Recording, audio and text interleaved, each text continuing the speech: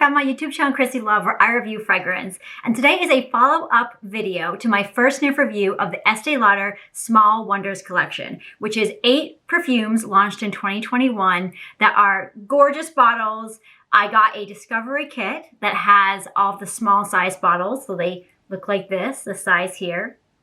And I did a first sniff review, and I'll post a link to that in the description box below if you want to see my initial reaction to the perfumes. But I also want to do a follow-up with a full wear test and tell you my thoughts after the fact.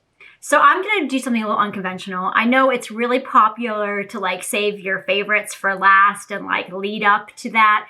Honestly, I don't want to waste anyone's time. I'm going to start off with the 3 that I'm absolutely keeping and potentially buying full-size bottles of. The other 5 I'm absolutely selling. So I will link to my Mercari page. I can't guarantee they'll still be there once this video drops, but if you want to check my Mercari page in general, that's where I sell and I also buy perfumes there quite often. It's kind of like a constant rotation I have going, and that's my marketplace. Now, before I jump into my full wear test review of the 8 Estee Lauder Small Wonders perfumes, I want to let you know I post this channel twice a week with my fragrance content. I also post scent of the day videos to TikTok and Instagram. Definitely worth checking out. See me in my home element and see what I'm wearing. I don't post daily, but I post regularly enough you might find it interesting.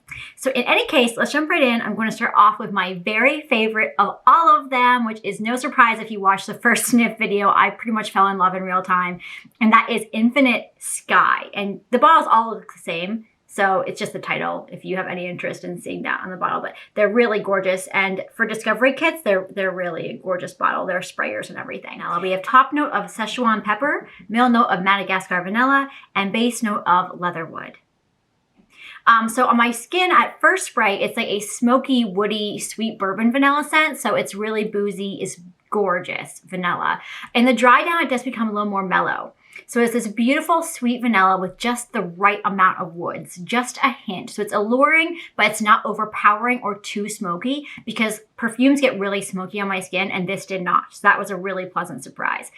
I also get sandalwood vibes from this. So it's really sumptuous, it's really delicate, it's sophisticated. Performance-wise, it has beast mode longevity. It really performed great on my skin. I could smell it around me all day, but the bubble wasn't too large. It was just like, you know, kind of within like, you know, half a foot around me. So if you want like major projection, you're probably not going to get it with this perfume, but it's like, it does last really well and projects immediately around me. So this is a classy, gorgeous, I think it's probably the next great woody vanilla to hit the market. I think it's going to be very popular, especially going into the next year as more and more people discover it. I think it's going to be a real hit. So I'm definitely keeping this one and likely seeking out a full-size bottle as well.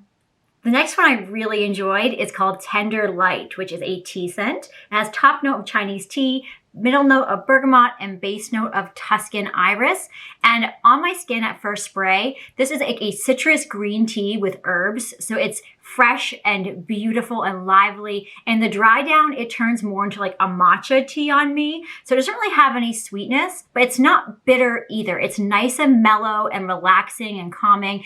It has really excellent performance, especially for a tea scent. So it does project around me for most of the day, really stays on my skin all day. So as far as tea scents go, I only have room in my collection for like 1 or 2 of them. I'm not really big on tea scents, but this is a gorgeous tea scent that starts kind of green tea and goes more into matcha. And I'm so impressed that it's not too bitter or too intense. It's just a gorgeous mellow tea scent. So this is one I'm going to use up this bottle first. I probably don't really need it much more than this. So I may not get a full-size bottle, but if you like tea scents, it's really worth checking out. So that is Tender Light. The third and the last one that I really, really love and potentially want to buy a full-size bottle of is Radiant Mirage. This has a top note of jasmine sambac, middle note of sandalwood, and base note of patchouli.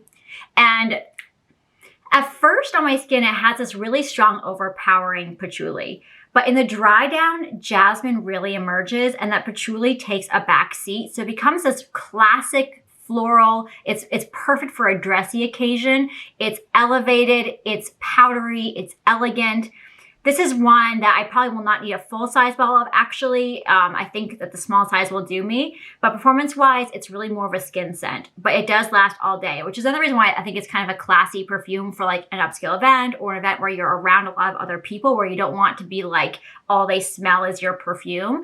It's really classy, elevated floral, and that patchouli gives it some density that's really gorgeous. So loving this one. I think you should check this one out if you want a floral with a little bit of that dense patchouli in there, if you want something a little bit more heavy for a floral, and that is Radiant Mirage. The next 5 are not scrubbers. They're not nasty or bad perfumes. They're just not really my taste. So let's go through them anyway in case you're curious, and maybe it will work for you better than it did for me.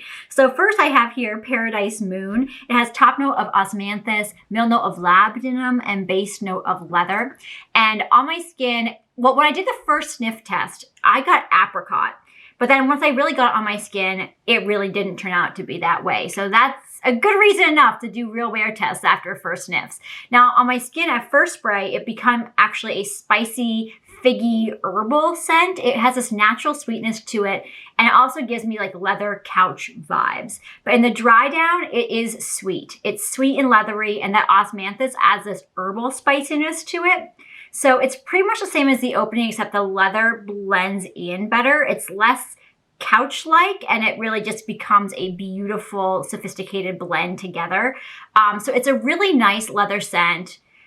If you like leather. If you like leather with a little bit of like herbalness to it, a little bit of sweetness, it is a nice leather scent as far as they go, but I really don't enjoy leather scents. So that's why it's not a good fit for me. But if you do, check this one out. Performance-wise, it was very weak by midday. It had faded quite a bit. So I liked it in the sense that it was less intensely leather by midday, but I also couldn't really smell the perfume that well. So what's the point? So it really is more of a skin scent, but the leather did sweeten up on me over time too. So, you know, I didn't hate it. It's just really not my taste. But yeah, check that one out if you like leather, and that is Paradise Moon. Then Blushing Sands, which is a musk scent. So it has a top note of Haitian vetiver, mid note of pink pepper, and base note of musk. And first spray, it's an effervescent, peppery, smoky scent. It's musky, it's intense. It has this vibrant green note from the vetiver too. But then the dry down, it's really dominantly smoky and peppery. So it's definitely way too intense for me. It's not my style at all. It is well blended. The ingredients are really quality, but I just don't like smelling smoky and peppery. So this was just way too intense for me. But it's one I think that people who enjoy that style will really love because the quality is great. Now it has, of course, really great performance on my skin because it is, I mean, those notes are just so strong and heavy. But the projection surprisingly wasn't too far outside of my bubble. It was, a sophisticated level of projection, actually. So if you like smoky and peppery, but others around you don't, you'll probably still be in the clear wearing this, basically. Yeah, so that is Blushing Sands. Next I have Desert Eden, which is as dusty as it sounds. It has top note of sandalwood, mid note of Turkish rose, and base note of molybdenum. And this is a dusty, dry sandalwood. It really feels incense-y and kind of smoky, like a burned incense. Dry is just like the best way to describe it. It's like, I need some water. Performance-wise, excellent though. It really projects and it really lasts well. So definitely not my style, but very good quality. And that is Desert Eden. Second to last, I have Dream Dusk, which has top note of cherry blossom, mid note of black currant blossom, and base note of geranium. So very floral, right? At first spray, it's this bright, bitter geranium. That's the note that really stands out the most. But it's a very realistic floral. It's a pretty floral. In the dry down, it's fresh, it's dewy, it's this nice floral blend. Again, very realistic. I get honeysuckle vibes from it, actually. There's this hint of a natural sweetness, like walking through a garden on a spring day. It's like very beautiful and joyous and happy in a way that florals make you feel. I don't really enjoy wearing floral scents very much, but if you like real deal florals, but a touch of sweetness and that dewy freshness, you're gonna really dive into this one. Performance-wise, it's pretty much a skin scent, so it's sophisticated. It really stays close to you, but it does last most of the day, but it is a skin scent really from hour one. Yeah, so a pretty floral. I appreciate florals, but I just tend not to reach for them, and I just know better than to get myself into this one, even though it is really pretty. So that is Dream Dusk. Wrapping up here, we have Sensuous Stars, which has a top note of Chinese plum, middle note of lavender, and base note of orris.